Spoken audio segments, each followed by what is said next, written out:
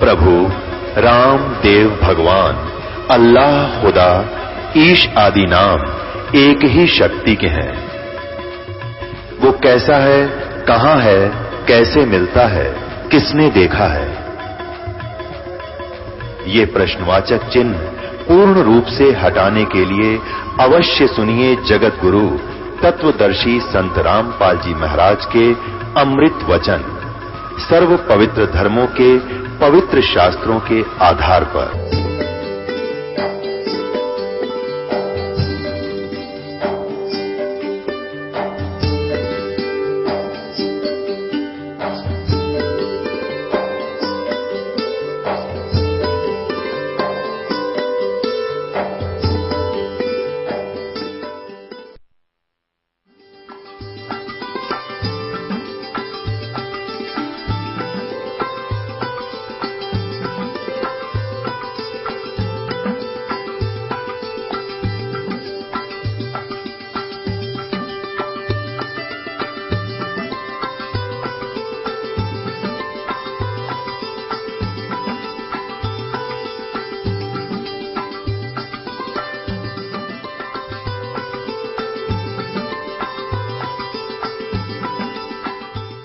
सतगुरुदेव की जय। बंदी छोड़ कबीर परमेश्वर जी की जय। बंदी छोड़ गरीबदास जी महाराज जी की जय। स्वामी राम देवानंद जी गुरु महाराज जी की जय हो।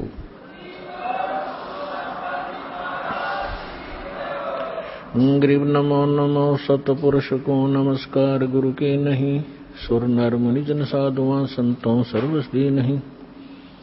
सतगुरु साहेब संत सब डंडो तुम प्रणाम, आगे पीछे मत हुए तिनको जा कुर्बान। नराकार निर्विषम काल जाल वैभंजनम निर्लेपम निज निर्गुणम अकल अनुबेशुंदनम। सोहम सुरति समाप्तम सकल समाना निर्तलय उज्ज्वल हिरंबर हरदमम बेपरवा अथा है वर पार निमज्जतम। गरीब जो सुमर सिद्ध होई, गणनायक गलता ना करो अनुग्रह सोई, पारस पद परवाना। आदि गणेश मनाऊं गणनायक देवन देवा, चरण कमल लो लाऊं आदंत करूं सेवा। परम शक्ति संगीतम रिद्धि सिद्धि दाता सोई, अवगत गुण अतीतम सत्य पुरुष निर्वोही। जगदम्बा जगदीशम मंगल रूप मुरारी, तन मन अर्पों शेषम भक्ति मुक्ति भंडारी। सुर नर मुनि जन ध्यावे ब्रह्मा विष्णु महेशा, शेष शेष मुख गावे पूज्य आद गणेशा। इंद्र कुबेर सरीखा वरुण धर्म राय ध्यावे, समर्थ जीवन जी का मन इच्छा फल पावे। 33 कोटि अधारा ध्यावे 88, उतरे बहुत जल पारा कट है यम की फांसी। 33 कोटि अधारा ध्यावे 88, उतरे बहुत जल पारा कट है यम की फांसी। ग्रीव कर जोरूं विनती करूं दोरूं चरण पर शीश। गुरु जी राम देवानंद जी महाराज ने दियो नाम बख्शीश। कोटि कोटि सिजदा करूं कोटि कोटि प्रणाम। चरण कमल में राखियो में बंदी जन गुलाम। कुत्ता हूँ गुरुदेव का रामपाल दास का नाम। गले प्रेम की जेवड़ी ही जाखें चोभा जाऊं। तो करो तो बावड़ू, दूर दूर करो तो जाऊं। जो राखो तो ही रहूं, जो देव सुख। सतगुरु पूर्ण ब्रह्म है, सतगुरु आप अलेख। सतगुरु रमता राम है याम मीन न मेखो। गुरु बिन माला फेरते, गुरु बिन देते दान। गुरु बिन दोनों निष्फल है, चाहे पूछो वेद पुराण। जय इब कै सतगुरु मिले, सब दुख आँखों रोए। चरणों ऊपर शीश धरूं, कहूँ जो कहनी हो। कबीर साईं मिल लेंगे, पूछेंगे कुशलोत। आदि अंत की सब कहूँ, अपने दिल की बात। गुरु जी तुम ना भूलियो, चाहे लाख लोग मिल जाएं। हम जैसे तुमको बहुत हैं, तुमसे हमको नहीं। परम पिता परमात्मा पूर्ण ब्रह्म सर्वश्रेष्ठी रचनहार कबीर देव कबीर साहेब कबीर परमेश्वर जी की असीम रजा से आप सभी पुण्यात्माएं परमात्मा की महिमा श्रवण करने के लिए उपस्थित हुए। जिस प्राणी के युगों युगों के शुभ संस्कार एकत्रित हो जाते हैं, उनको मानव शरीर प्राप्त होता है। उससे भी शुभ संस्कारी वो हंस आत्माएं हैं जिनको सतगुरु मिलते हैं, सत्संग श्रवण करने का अवसर प्राप्त होता है।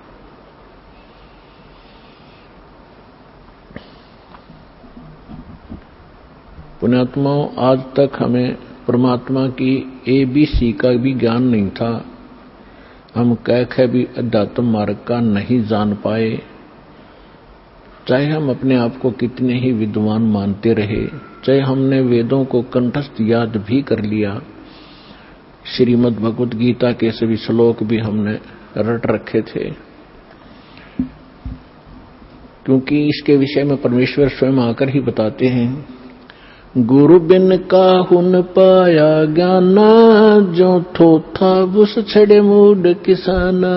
गुरु बिन वेद पढ़े जो प्राणी, समझ न सारे रहे अज्ञानी।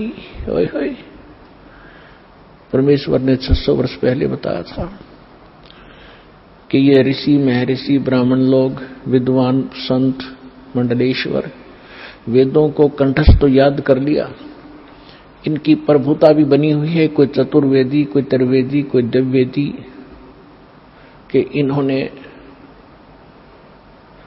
चारों वेदों को कंठस्थ याद कर रखा है। किसी ने 3 वेदों को, वो त्रिवेदी कहलाता है। किसी ने 2 वेदों को कंठस्थ याद कर रखा था, वो दिव्यवेदी कहलाते थे। अपने आत्माओं, यहां परमात्मा कहते हैं कि प्रत्येक प्राणी, प्रत्येक आत्मा, जब से वो परमात्मा कहते हैं मेरे से बिछड़ी है, उसी के तुरंत बाद इसको एहसास हो गया है कि हमसे गलती हो चुकी है और हमारी कोई अनमोल वस्तु हमसे छीनी जा चुकी है और उसके बगैर हम रह नहीं सकते, उसके बगैर हम सुखी नहीं हो सकते। उसको अब हम परमात्मा कहते हैं। तो जिस कारण से इस आत्मा ने उस वस्तु को पाने के लिए एक भरसक प्रयत्न किया और अभी तक वो सशक्त प्रयत्न जारी है। उसके लिए उन्होंने जंगलों में जाना, राज त्याग देना भी उचित समझा। शरीर नष्ट हो जाए, गल जाए, तपस्या कर करके उन्होंने भगवान पाना ही चाहा, पर नहीं मिला। उन्होंने चारों वेदों को कंठस्थ याद कर लिया, पढ़ने लगे थे परमात्मा को खोजने के लिए। फिर वो याद हो गए, क्योंकि पहले शांत स्वभाव के लोग होते थे, वर्तमान की हाहाकार नहीं थी। बार बार के रिपीटेशन से, आवर्ती से ये कंठस्थ हो जाते हैं। तो उन्होंने चारों वेदों को याद कर लिया और कोई भी कहीं बोलता तो वो तुरंत उसके अध्याय और मंत्र को तुरंत सुना देता, जिस कारण से वो प्रभुता प्राप्त हो गए। और जब प्राणी को प्रभुता प्राप्त हो जाती है, परमात्मा से कोसों दूर हो जाता है, क्योंकि जीव साहब नहीं हो सकता, परमात्मा ही साहब है। अब आप देखते हो हम कितने अज्ञानी हो गए। हम छोटी सी पोस्ट प्राप्त कर लेते हैं, यदि हम कोई सीधा नाम पुकारता है तो हमें दुख होता था, और हमें साहब बोलता तो हम प्रसन्न होते थे, छाती फूल जाती है। इस ज्ञान से पता चलेगा कि साहब क्या है और जीव क्या है। तो कहने का भाव यह है कि वो वेदों के कंठस्थ करने वाले इतने प्रभु बन गए, उनको ब्राह्मण कहने लगे। ब्राह्मण का अर्थ होता ब्राह्मण सोए जिन ब्रह्म पहचाना। ब्राह्मण सोए जो ब्रह्म पहचाने। ब्रह्म माने भगवान, परमात्मा को पहचाने अपने आत्माओं। यहाँ क्योंकि ये दातम मार्ग है, पहली कक्षा के बालक भी आते हैं, तो ब्रह्म का अर्थ ये ना समझ लेना कि निरंजन ज्योति काल है, नहीं। ब्रह्म का अर्थ वैसे प्रभु होता है, भगवान होता है, राम कहो, साब कहो, ब्रह्म कहो। लेकिन जैसे हम पूर्ण परमात्मा कहते हैं, पूर्ण ब्रह्म कहते हैं, इसका मतलब कोई इनकम्प्लीट ब्रह्म भी है। लेकिन ब्रह्म शब्द पर्याप्त है परमात्मा के लिए। लेकिन यहां ये नकली प्रभु घने हो गए, तो इसलिए प्रभु की पहचान जिसने कर ली, ब्रह्म की पहचान जिसने कर ली, वो ब्राह्मण कहलाता है। दास अपने प्रवचनों में बहुत बार पंडितों ब्राह्मणों के विषय में उनकी मूर्खता अज्ञानता सुनाता है। तो उसमें ये ना समझें कि दास एक ब्राह्मण वर्ण को कह रहा है। ब्राह्मण वर्ण अलग वस्तु है। जैसे एक वैद्य था और वो बहुत अच्छा वैद्य था, नाड़ी पकड़कर तुरंत बता देता था अमुक रोग है, औषधि भी उसके पास कारगर थी, सुप्रसिद्ध हुआ। उसकी एक दो पीढ़ी उसके द्वारा बताई औषधि और उस विधि से वो उपचार करते रहे, वो भी वैद्य कहलाए। लेकिन आगे चल के वो लाखों की संख्या बन गई उनके वंशजों की, और वो वैद्य नहीं है, फिर भी उनका सरनेम वैद्य बन गया। अब कोई कुछ कार्य करता है, कोई कुछ कार्य करता है, वो भी अपने पीछे लगाता है रमेश वैद्य, और काम क्या है उसका, परचून की दुकान। जानता नहीं पेट के दर्द की दवाई औषधि, और लिखता है रमेश वैद्य, तो वो वैद्य नहीं है। और यदि कहीं किसी वैद्य की मूर्खता बताई जाती है कि रोग ये दवाई ये दे रहा है, ये खाक वैद्य है, तो उस वैद्य को दुख नहीं होता जो परचून की दुकान किए हुए। इसी प्रकार ब्राह्मण की विषय में जानना। मेरे पूज्य गुरुदेव जी ब्राह्मण वर्ण में जन्मे थे, लेकिन वो अपने आप को ब्राह्मण नहीं कहते थे, पंडित नहीं कहते थे। पंडित ब्राह्मण की दूसरा पर्यायवाची पंडित भी कहलाता है। पंडित का भी यही अर्थ होता है। वो ब्राह्मण नहीं कहलाते थे जो हमने अपने परंपरागत समझ लिया है। हम किसको ब्राह्मण मानते हैं? जो श्राद्ध निकलवाता हो, पत्रे बाँच कर सुना दे, तेरा ये आपत्ति आनी है, ये ऐसे कर दे, ऐसे वैसे कर दे, ये ब्राह्मण कहलाते हैं। लेकिन यदि हम पंडित की परिभाषा समझना चाहें तो हमारे पूज्य गुरुदेव जी ब्राह्मण होते हुए अपने आप को ब्राह्मण नहीं कहते थे, वो संत कहलाते थे कि हमने पंडिताई कभी की नहीं, हम ब्राह्मण नहीं हैं। और मेरे दादा गुरु जी छावला गांव दिल्ली के अंदर, दिल्ली स्टेट में एक छावला गांव है नजफगढ़ के पास, वहां के वो जाट थे। और बचपन से ही वो हमारे जो चौथे दादा गुरुजी थे उनके संपर्क में आ गए। उन्होंने उसको काशी विद्यापीठ में पढ़ाया, अपने पास ही रखा, तो वो 4 विषय के आचार्य बन गए उस विद्या को पढ़कर। लेकिन उन्होंने पंडिताई की नहीं, फिर भी वो पंडित चिदानंद नाम से जाने जाते थे। और उनका आश्रम बना हुआ है जिला सोनीपत हरियाणा, तहसील खरखोदा के पास एक गोपालपुर गांव है छोटा सा, उसमें उनका आश्रम बना हुआ है। दास उसको बहुत बार देख कर आया है। उस पर लिखा है पंडित चिदानंद आश्रम, जबकि वो वर्ण में जाट थे। तो हमने सबसे पहले ये देखना है कि इन चीजों का हमने इनसे ऊपर उठना है, जातिवाद से।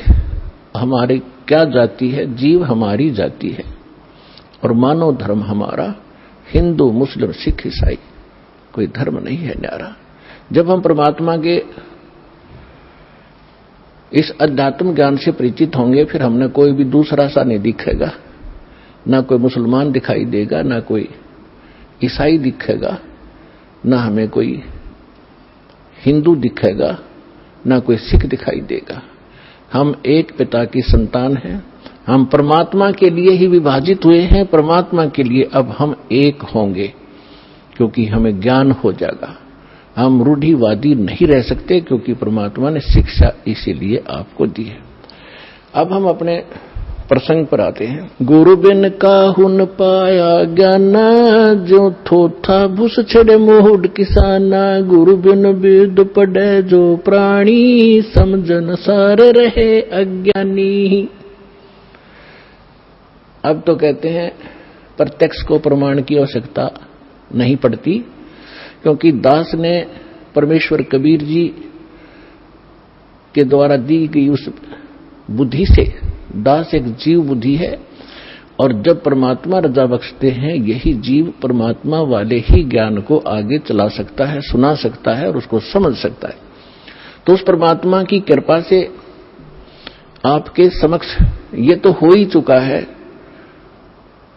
कि यथार्थ ज्ञान क्या है, अध्यात्म मार्ग कैसा है, और ये भी आप खूब समझते हैं कि आज तक हमारे सदग्रंथों को हमारे ही ऋषि महर्षि गुरु ब्राह्मण आचार्य शंकराचार्य इस सिलेबस से परिचित नहीं थे, तो खाक टीचर थे वो। जीवन अपना नाश कराया, हमारे पूर्वजों का बट्ठा बैठा दिया, भूत बनवा दिए, फिर उनके श्राद्ध निकलवाने शुरू कर दिए। तो इस तरह की भ्रमणा अज्ञानता से फैलती है। तो आज तक हमारे जितने भी ऋषि महर्षि हुए हैं, इवन ब्रह्मा विष्णु महेश, इनको कोई अध्यात्म ज्ञान नहीं था। पुण्यात्माओं, परमात्मा ने 600 वर्ष पहले कहा था ये ज्ञान, लेकिन उस समय हम शिक्षित नहीं थे। हमारे धर्मगुरु केवल संस्कृत भाषा पढ़ा करते थे और सदग्रंथ भी संस्कृत भाषा में थे, जिस कारण से हम अपने भगवान को न पहचान सके, न अध्यात्म ज्ञान को जान सके। और इन अज्ञानी ऋषि महर्षि आचार्यों शंकराचार्यों ने परमात्मा का विरोध करके जनता को भ्रमित किया कि अशिक्षित जुलाहा धानक, ये नीच जाति का, ये क्या जाने सदग्रंथों के विषय में, क्योंकि ये संस्कृत नहीं जानता। तो उस समय नकलियों की दाल खूब गल गई, लेकिन मालिक तो मालिक ही होता है, सहनशील भी होता है। वो जो उद्देश्य लेकर चलते हैं वो बीच में भड़बड़ाते नहीं। उसी समय धर्मदास नाम के एक महापुरुष परमात्मा की शरण में आए थे, जो हिंदू धर्म में जन्मे थे और ये इन्हीं भगवानों की पूजा किया करते थे, जिसके विषय में परमात्मा कबीर जी कहा करते थे, तीन देव की जो करते भक्ति, उनकी कदे ना होवे मुक्ति। 600 वर्ष पहले चौराहे पर खड़ा होकर कहा करते परमात्मा, जहां ये ब्राह्मण कथा कर रहे होते थे, तो उस समय परमात्मा के ऊपर बहुत मार पड़ा करती थी, पीटा करते थे, घसीटा करते थे। लेकिन परमात्मा सत्य है, उसके वचन सत्य है, उसका अस्तित्व सत्य है, वो झूठ ना कह सकता और ना ही वो झूठ होता है। तो तब धर्मदास नाम के एक महापुरुष बड़े विचलित हुए। अब जो प्रसंग चल रहा है हम उसी पर आते हैं। इस ज्ञान को बताने के लिए परमात्मा स्वयं आते हैं। परमात्मा की पहचान करने के लिए हमारे सदग्रंथ पर्याप्त हैं, जिनको आज तक हम शिरोधार्य माना करते थे। पवित्र चारों वेद, ऋग्वेद, यजुर्वेद, अथर्ववेद और सामवेद, इन चारों वेदों को हम सत्य मानते हैं। पूरा